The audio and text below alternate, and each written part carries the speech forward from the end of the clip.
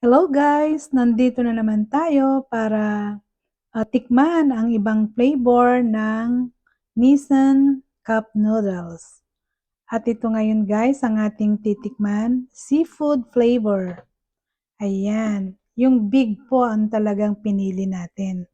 Para sa mga katulad kong nagmamadali at kapos sa oras, mga gawaing bahay, ito lang po ang kailangan natin. Yan.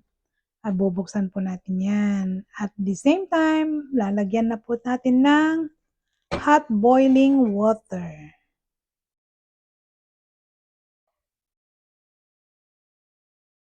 Ayan, talagang bumubula-bula.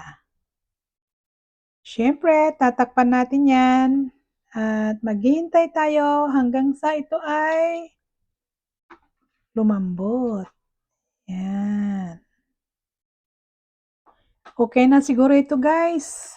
Ayan, wow, ang sarap.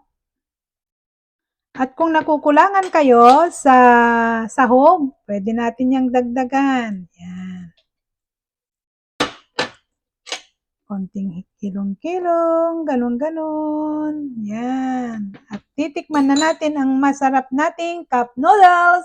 Hanggang dyan na lang po mga guys. Salamat!